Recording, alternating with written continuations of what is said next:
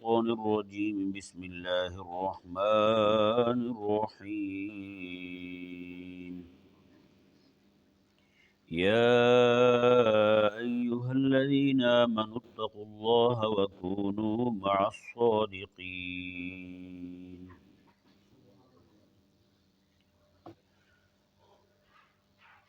جیسا کہ آپ کو معلوم ہے کہ سورۃ توبہ شریف اپنے اختتام کی طرف جا رہی ہے۔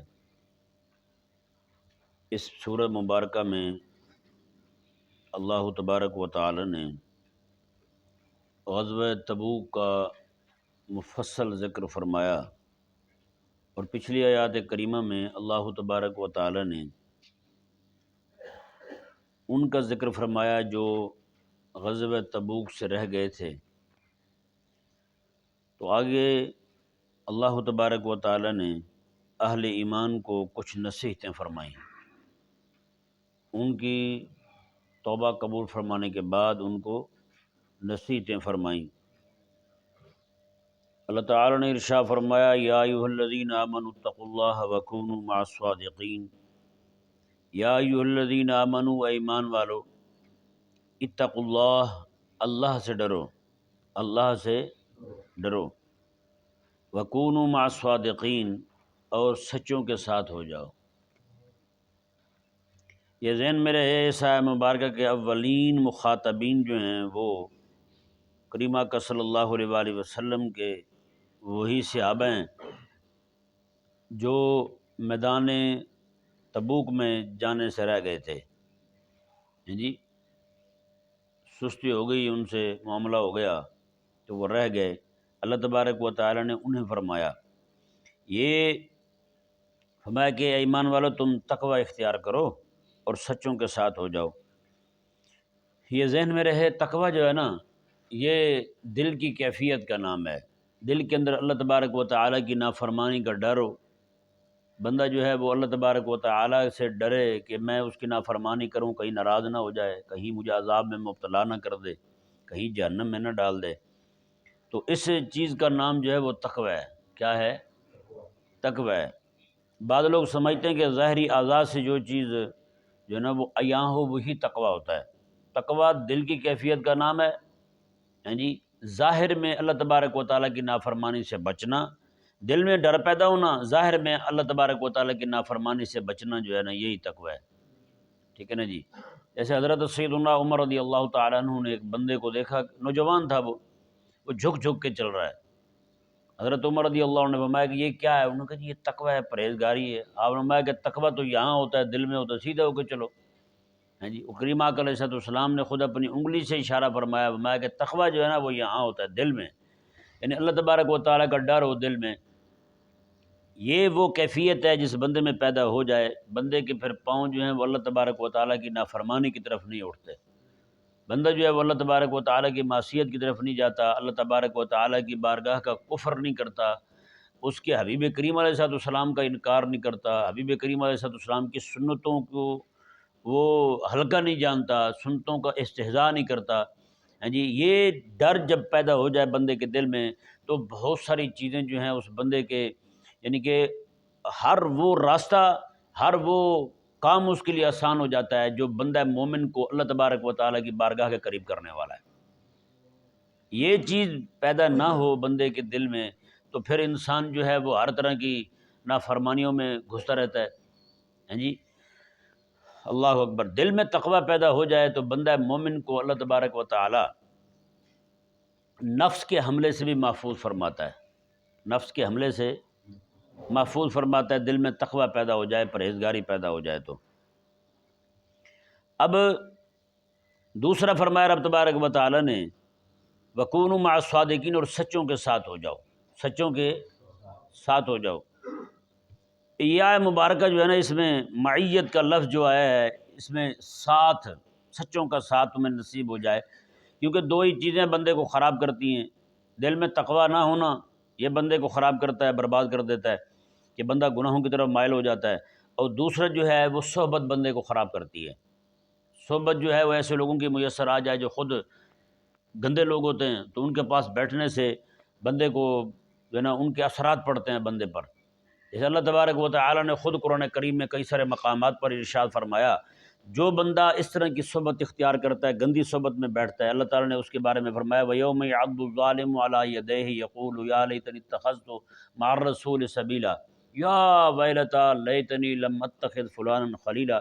اللہ تعالیٰ نے فرمایا قیامت والے دن ظالم بندہ جو ہے نا، جس نے میرے حبیب کی اطاعت نہیں کی، قیامت والے دن وہ اپنے ہاتھوں کو کاٹے گا۔ یہ چک مارنا نہیں ہوتا، ہماری زبان میں کہتے ہیں، میں کہ اپنے ہاتھوں کو کاٹے گا وہ۔ یوم یعض الظالم علی یدہ یقول یا لیتنی اتخذت مع الرسول سبیلا، وہ کہے گا ہائے کاش کہ میں رسول اللہ علیہ السلام کی پیروی کر لیتا، آقا علیہ السلام کی غلامی میں آ جاتا میں آقا علیہ السلام نے اس وقت جو ہے نا یہ روئے گا، چلائے گا، چیخے گا اس وقت بندہ یہ۔ اللہ اکبر کبیرہ۔ اور آگے کیا فرمایا اللہ تبارک و تعالیٰ نے، یقول یا لیتنی اتخذت مع الرسول سبیلا یا ویلتیٰ لیتنی لم اتخذ فلانا خلیلا، کہے گا ہائے افسوس میں نے فلاں کو اپنا یار نہ بنایا ہوتا، فلاں کو اپنا دوست نہ بنایا ہوتا، اسی نے مجھے اللہ تبارک و تعالیٰ کے دین کے قریب نہیں آنے دیا، اس نے مجھے رسول اللہ علیہ السلام کے دین کے قریب نہیں آنے دیا، اسی نے مجھے فلاں وقت نماز سے روک دیا۔ تو یہ جو صحبت ہے نا، یہ بندے کو برباد کر دیتی ہے۔ صحبت بد والا بندہ قیامت والے دن روئے گا، اور اس کے رونے کا بیان اللہ نے قرآن میں فرمایا ہے، اور اس جو چیخے گا، چلائے گا، جو کچھ کہے گا اللہ تعالیٰ نے وہ بھی قرآن میں کہہ دیا ہے۔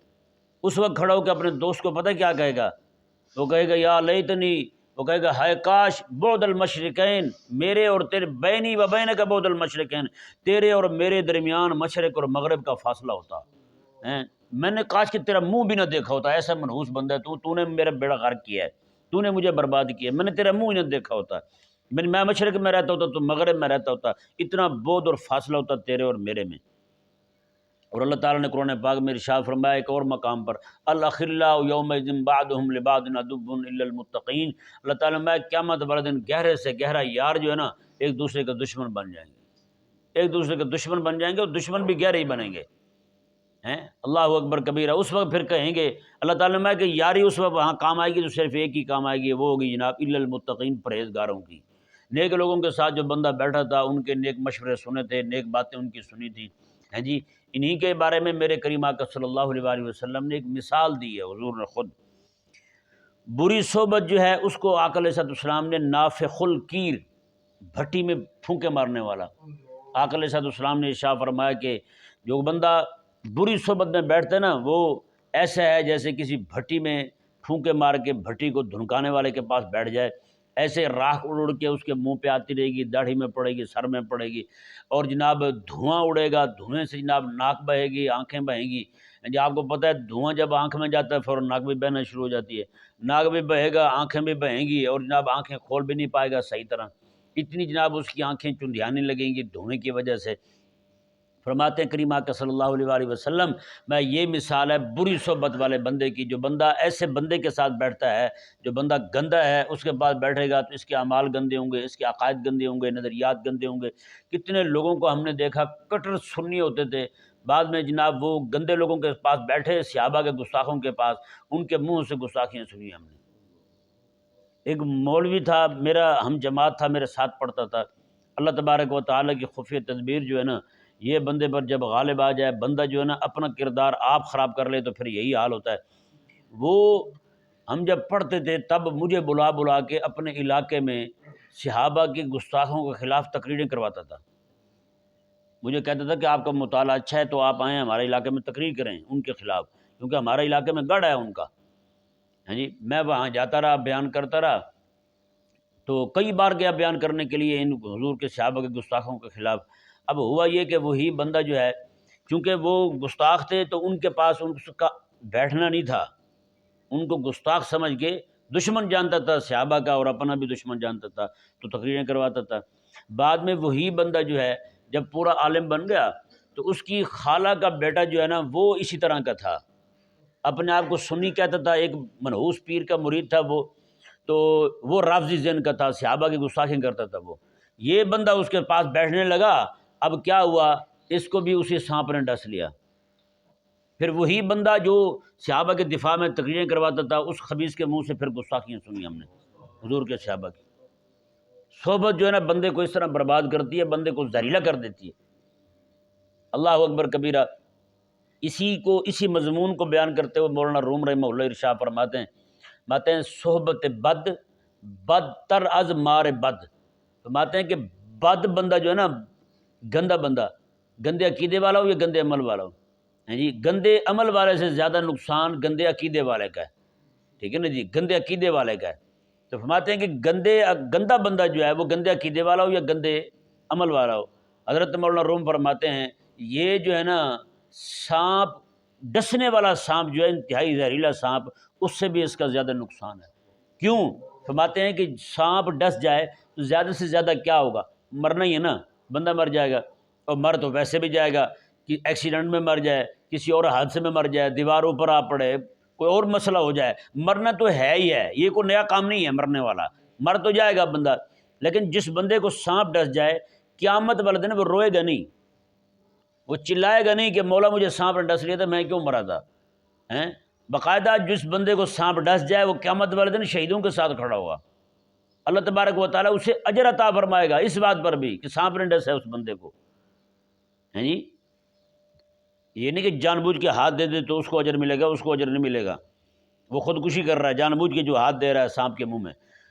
اب جو بندہ سانپ کے ڈسنے سے مر جائے، سانپ کا ڈسا مر جائے بندہ، قیامت والے دن وہ بندہ روئے گا نہیں، ہاں جس بندے کو اس کے گندے یار نے ڈس لیا ہے وہ روئے گا، وہ چلائے گا، اس کے ہاتھ جو ہے نا وہ منہ میں ہوں گے، ہاتھوں کو کاٹے گا اپنے ہاتھوں کو، اور پھر اللہ تعالیٰ کی بارگاہ میں عرض کرے گا، اور کبھی دوست سے الجھے گا، کبھی اللہ تبارک و تعالیٰ کو کہے گا، اس وقت کھڑا ہوا کہے گا، اللہ نے قرآن میں یہ مضمون بھی بیان کیا ہے، لقد اضلنی عن الذکر بعد اذ جاءنی، وہ کہے گا مولا تیرا قرآن میرے پاس آ گیا تھا، اس نے مجھے گمراہ کیا، تیرے قرآن سے دور کر دیا تھا، تیرا حبیب میرے پاس آ گیا، تیرے حبیب نے شریعت دے دی، اس نے مجھے گمراہ کیا تھا، اس نے مجھے تیری شریعت سے دور کر دیا۔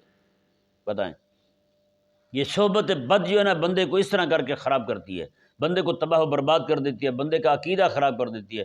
یہ تو میں نے صرف آپ کو ایک مثال دی ہے، اس کے علاوہ بھی ایک لڑکا وہ بھی میرے ساتھ ہی پڑھتا تھا، ہم تینوں ہم جماعت تھے، وہ بھی میرے ساتھ پڑھتا تھا۔ بعد میں یہ ہوا کہ وہی لڑکا یہاں سے چلا گیا، پڑھتے پڑھتے 2 سال ہم اکٹھے پڑھے تھے، پاک پتن کا تھا یہ لڑکا، پڑھتے پڑھتے وہ چلا گیا ادھر مزنگ کی طرف، ایک جامعہ تھا وہاں اس نے داخلہ لے لیا، پڑھنے لگا، تو وہاں میانی صاحب قبرستان میں ایک ملنگ بیٹھتا تھا ذلیل، اس کے پاس بیٹھنے لگ گیا، اس کو بزرگ جان کے۔ آپ کو پتہ ہے نا میری پیری مریدی کا کھیل ہو تو ہماری قوم جلد پھنستی ہے، ہاں جی، بات ہو تحقیق کی تو وہاں ان کی توجہ نہیں ہوتی، دین کی بات آ جائے، شریعت کی بات آ جائے تو پھر سننے کو جلدی تیار نہیں ہوتے۔ ہاں پیری مریدی ہو، یہاں پہ کوئی پیر آ جائے تو دیکھنا پھر کیسے رش پڑتا ہے، سوئے ہوئے بھی جاگ جائیں گے، ان کو بھی پتہ چل جائے گا کہ فلاں پیر صاحب آئے ہوئے ہیں۔ تو وہ لڑکا جو ہے نا وہ جب عالم بن گیا، پورا درس نظامی کر لی، 1-2 سال سے پڑھا بھی رہا تھا، اس نے ممبر پر بیٹھے ہوئے آقا علیہ السلام کے صحابی حضرت امیر معاویہ کو گندی گالی دے دی، ممبر پہ بیٹھے ہوئے، یہی مزنگ میں ممبر پہ بیٹھے ہوئے، اس ذلیل کی صحبت کا اثر ہوا اس پر، جس کو ولی سمجھ کے گیا تھا وہ آگے صحابہ کا بھی دشمن تھا۔ بعد میں پھر لوگ جو ہے نا وہ تو سارے کے سارے اس کی باتوں کے عادی ہو چکے تھے، جو سامنے بیٹھتے تھے اس کے، وہ تو اس کی باتوں کو ایسے ہضم کر رہے تھے، ان کو مسئلہ نہیں تھا۔ یہ تو پھر مولانا صاحب تھے وہاں پہ میرے جاننے والے ہیں، ان کو کسی نے، ایک بندے نے بتا دیا، اس نے کہا جی ایسا ایسا معاملہ ہوا، وہ اسی وقت پہنچے، جہاں بھی تھے جیسے کیسے وہاں پہنچے، ممبر پہ ان کو پکڑ کے مارا اور گھسیٹ کے اس کو باہر نکال دیا۔ تو مسجد کے نمازی جو ہے نا وہ بھی اس کے حمایتی ہو چکے تھے امام کے۔ بتائیں، یہ ایسے ان کا زہر جو ہے نا وہ ڈسنے والے سانپ سے بھی برا ہے، سانپ ڈس جائے تو اس کا ڈسنے کا اتنا نقصان نہیں ہے بھائی جتنا اس کا نقصان ہے۔ سانپ ڈسے گا جب تک بندہ زندہ رہے گا تھوڑی دیر کے لیے، جب تک اس کو افاقہ نہیں ہو جاتا، روئے گا، یہاں دنیا میں روئے گا، تو جس بندے کو برا یار ڈس جائے نا، گندے عقیدے والا ڈس جائے، وہ بندہ دنیا میں بھی روئے گا اور آخرت میں بھی روئے گا، اس کا چیخنا چلانا جو ہے نا نہ دنیا میں بند ہوگا نہ آخرت میں بند ہوگا، وہ بندہ ذلیل و رسوا ہو جائے گا جس کو گندے عقیدے والا ڈس جائے بندہ۔ اس لیے صحبت جو ہے نا، یہ صحبت دور کی بات ہے نا، اللہ اکبر کبیرہ۔ آپ صرف اتنا دیکھیں کہ ایک بزرگ جو ہے نا، بزرگ تھے، ان کو کسی نے دیکھا قبر کے اندر عذاب میں مبتلا ہیں، قبر میں، جس کی زندگی ساری تقوی کی گزری تھی، تقوی کی زندگی گزری تھی، ماتے ہیں کہ ایک جب ان سے پوچھا گیا کہ کیا معاملہ پیش آیا آپ کے ساتھ، کہ آپ کے ساتھ یہ ہو رہا ہے، انہوں نے کہا ایک بار ایک بد عقیدہ بندہ جا رہا تھا تو میں نے ایسی اوپر سے اس کو دیکھ کے مسکرا دیا، اوپر اوپر سے ایسے ایسے کہتے ہیں اس طرح میں نے تھوڑے سے دانت نکال دیتا کہ خوش ہو جائے وہ، تو کہتے ہیں اسی بات پر اللہ تعالیٰ نے مجھے عذاب میں مبتلا کیا ہوا ہیں۔ تو جن کا راضی خوشی ان کے ساتھ اٹھنا بیٹھنا ہے، بے دینوں کے ساتھ، لبرلوں کے ساتھ، حضور کے صحابہ کے گستاخوں کے ساتھ۔ یہی محلے کا ایک بندہ جو ہے نا وہ میرے پاس آیا، آگے مجھے پوچھنے لگا، کہنے لگا جی ہم نے اپنی بہن کی شادی کی ہے، تو بندے جو ہیں وہ آگے سے وہ تو حضور کے صحابہ کو گالیاں دیتے ہیں۔ تو میں نے کہا جی وہ تو نکاح ہی نہیں ہوا آپ کی بہن کا، تو زور سے اس نے کہا مارا، کہتا ہے اب تو توڑ دی ہے ہم نے، پتہ کہتا ہوں تو توڑ چھڑی ہے، ہوں کڑا مسئلہ ہے۔ یعنی کہ آخر ان کے ماں باپ کو کوئی گالی دے دے، بتائیں بہن کو رہنے دیں گے وہاں پہ؟ بہن بھی لڑ پڑے گی وہاں پہ۔ لیکن جب ان کو پتہ ہے بھی سریعام حضور کے صحابہ کو گالیاں دیتے ہیں تو ان کو پرواہ ہی کوئی نہیں۔ اللہ اکبر کبیرہ۔ تو میرے کریم آقا صلی اللہ تعالیٰ علیہ وآلہ وسلم نے جو مثال بیان فرمائی نا جی بھٹی والے کے ساتھ بد صحبت کی، صحبت بد کی مثال حضور نے دی، کس کے ساتھ بھلا؟ بھٹی والے کے ساتھ۔ کہ آقا علیہ السلام نے فرمایا کہ بھٹی والے کے پاس بندہ بیٹھا رہے تو دھواں اڑ کے آتا رہے گا، آنکھوں سے آنسو بہتے رہیں گے، ناک اس کی بہتی رہے گی۔ تو فرمایا آقا علیہ السلام نے اسی طرح کر کے دوسری اچھی صحبت جو ہے نا، نیک لوگوں کی، اہل اللہ کی، دینداروں کی صحبت جو ہے، اس کی مثال آقا علیہ السلام نے حامل المسک سے دی، خوشبو اٹھانے والا بندہ، خوشبو والا بندہ جس کی دکان عطر کی ہو، عطار ہو، تو آقا علیہ السلام فرماتے ہیں کہ بندہ اس کے پاس بیٹھا رہے، اس سے سودا لے نہ لے، اس کو خوشبو آتی رہے گی، اس کے دماغ کو تر و تازہ کرتی رہے گی۔ یہ ذہن میں رہے مسئلہ، یہ خوشبو لگانے سے نا حافظہ مضبوط ہوتا ہے۔ خوشبو لگانے سے کیا ہوتا ہے؟ حافظہ مضبوط ہوتا ہے۔ یہ خوشبو صرف اس لیے نہیں ہوتی کہ بندے سے بدبو دور ہو جائے، یہ خوشبو اس لیے نہیں ہوتی کہ بندہ جو ہے نا تھوڑا سا بس ناک سونگھ لے تو اس طرح کر لے بھی چل ٹھیک ہے بھی بہت اچھی ہے ماشاءاللہ، نہ، خوشبو جو ہے نا یہ ہمارے علماء فرماتے ہیں کہ اس سے دماغ جو ہے نا وہ صحت مند ہوتا ہے خوشبو سے۔ اس لیے حکیم لوگ بھی کہتے ہیں کہ صبح صبح بندہ جو ہے نا کسی بھی باغ میں جا کے بیٹھے جہاں کی آب و ہوا اچھی ہو، لیکن آب و ہوا کا فائدہ جو ہے نا صرف باقی جسم کو نہیں ہے، دماغ کو سب سے زیادہ فائدہ ہوتا ہے۔ جتنی آپ خوشبو اچھی سونگیں گے، اچھی خوشبو استعمال کریں گے، مدھم ہو، زیادہ تیز نہ ہو، تو اس خوشبو کے لگانے سے آپ کا دماغ جو ہے نا وہ مضبوط ہوگا، جیسے وہ مضبوط ہوگا تو حافظہ آپ کا طاقتور ہوگا، حافظہ مضبوط ہوگا آپ کا۔ بہت سارے لوگ ہیں وہ گندی جگہوں پہ رہتے ہیں، بدبو والی جگہوں پہ رہتے ہیں، بدبو میں رہتے ہیں، تعفن زدہ زندگی گزارتے ہیں، تو کہتے ہیں حافظہ بڑا کمزور ہے جی، کوئی چیزیں یاد نہیں رہتی۔ بھی اپنے آپ کو دماغ کو تر و توانا رکھو آپ، ہیں جی۔ تو یعنی کہ حافظے کے مضبوط ہونے کا ایک یہ بھی بہت بڑا سبب ہے۔ اور بدبو جو ہے نا، بدبو کسی بھی طرح کی یہ دماغ کو زخمی کر دیتی ہے۔ دماغ زخمی ہوا تو ظاہر بات ہے جب دماغ ہی زخمی ہوگا، برتن جو ہے نا آپ کا وہ اس میں چھید پڑ جائیں تو اس میں کیا چیز ٹھہرے گی؟ چھید والے برتن میں دودھ ٹھہرے گا آپ کا، پانی ٹھہرے گا، شہد ٹھہرے گا، کچھ بھی نہیں ٹھہرے گا۔ تو قیمتی سی قیمتی شے جو ہے نا چھید والے برتن میں ڈال لیں، وہ چیز محفوظ ہی رہے گی۔ اسی طرح کر کے دماغ جو ہے نا یہ علم کا اللہ تبارک و تعالیٰ نے برتن بنایا ہے جی، اگر اسی میں چھید پڑ جائیں تو پھر کچھ بھی اس میں ٹھہرنے والا نہیں ہے۔ اس لیے حافظہ مضبوط کرنے کے لیے خوشبو جو ہے نا اس کا استعمال بہت ضروری ہے۔ کریم آقا صلی اللہ تعالیٰ علیہ وآلہ وسلم کا جسم اطہر خلاق کائنات نے انتہائی خوشبودار بنایا تھا۔ حضور کے صحابہ خود ارشاد فرماتے ہیں، آقا علیہ السلام کے صحابہ فرماتے ہیں جب کسی بچے کو حضور ہاتھ لگا دیتے نا، کسی بچے کو حضور ہاتھ لگا دیتے، سارا دن وہ پہچانا جاتا تھا پورے علاقے کے اندر، پورے مدینے میں، کہ اس بندے نے آقا علیہ السلام کے ہاتھ کو چھوا ہے۔ ہاں، ایسی خوشبو تھی آقا علیہ السلام کے جسم اطہر میں، باوجود اس خوشبو کے آقا علیہ السلام عطر استعمال فرمایا کرتے تھے، عطر استعمال فرمایا ہیں ترغیب کے لیے، امت کی تعلیم کے لیے۔ کریم آقا صلی اللہ، اب دیکھیں نا میرے اور آپ کے جسم سے پسینہ آ جائے تو بدبو آتی نہیں آتی؟ بندے کو خود گھن آتی ہے، بندہ خود چاہتا ہے یار میں جا کے غسل کروں تاکہ یہ بدبو مجھ سے زائل ہو جائے۔